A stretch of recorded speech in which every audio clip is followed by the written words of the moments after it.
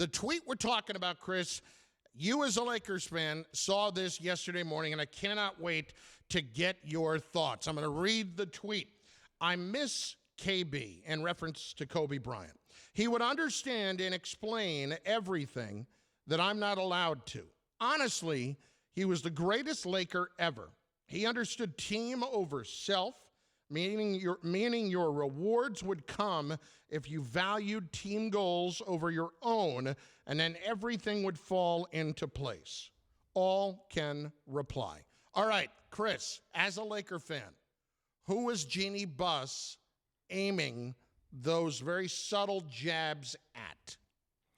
I mean, it seems like she could be aiming those at Anthony Davis or Russell Westbrook. I don't think it's LeBron James, because LeBron James has essentially done everything right in his NBA career, and since he's come over to the Los Angeles Lakers, done nothing but, be a model citizen and help lead this franchise to another championship banner in the rafters. So I don't think this is a LeBron thing.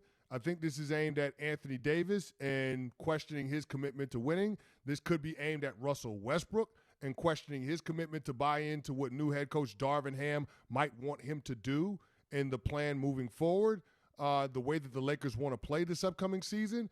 It could be directed at some of the guys that Jeanie Buss could potentially be interested in bringing in, like Kyrie Irving.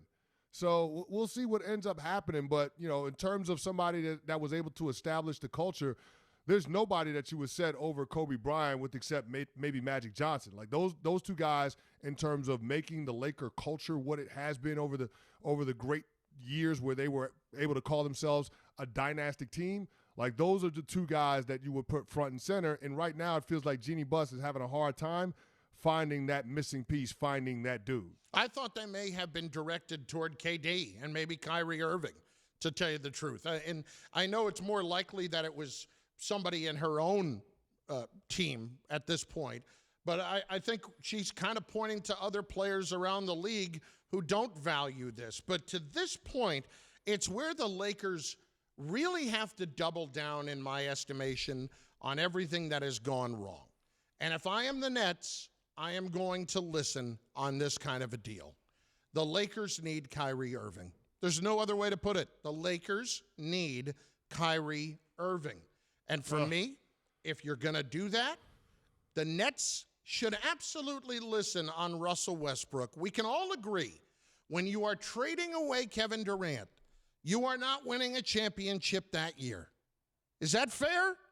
I think that's fair. That's fair. You have 1 year at $47 million, an expiring contract that you can either hang on to yourself or you could trade for valuable assets at the trade deadline. So if I'm going to take Westbrook back in a Kyrie deal, here's what I can do. I can make the Lakers take Joe Harris in his contract, and I can take a first-round pick from the Lakers, whether it's 2027 or whatever. And it is more than a fair deal for the Lakers. They have to stop barking up the Seth Curry tree, because that contract is one that the Nets can live with. Joe Harris, on the other hand, is one that the Lakers can take the deal to even out the money. And, Chris, Joe Harris can help them as well. He's not dead weight for them. Well, they need shooting, right? Yep. That's been the biggest issue for the Lakers. They haven't been able to need put around enough LeBron. You've always talked around about LeBron that. James. So adding Joe Harris definitely does that. We'll see if he comes back healthy. But I like that deal, Carlin, that you put out there. And if you're the Nets, that's probably the only deal where you're talking about being able to get draft assets that could be significant in terms of helping you rebuild your team. Because you got to think that 2027 first-round pick has got to be included in that deal if you're going to give them Kyrie Irving, right?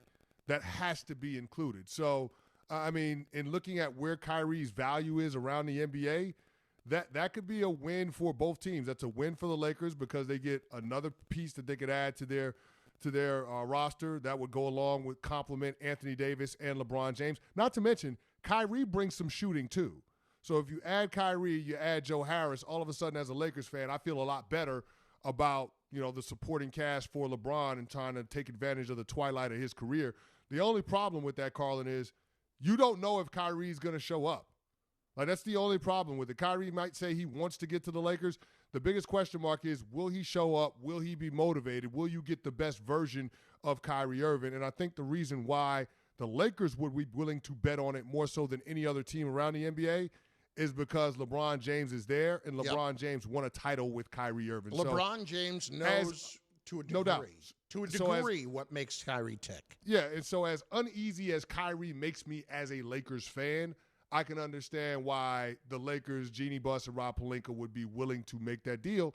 And the deal makes a whole lot of sense for the Brooklyn Nets because, let's face it, Kevin Durant is not going to be on that team. No. And that was the only reason that you were hesitant to trade Kyrie Irving to the Lakers for Russell Westbrook. It's because you didn't know whether or not KD could coexist with Russ at this stage in their career. So now that you know you're moving on from KD, go ahead and make the deal for Russell Westbrook and for that 2027 first-round pick.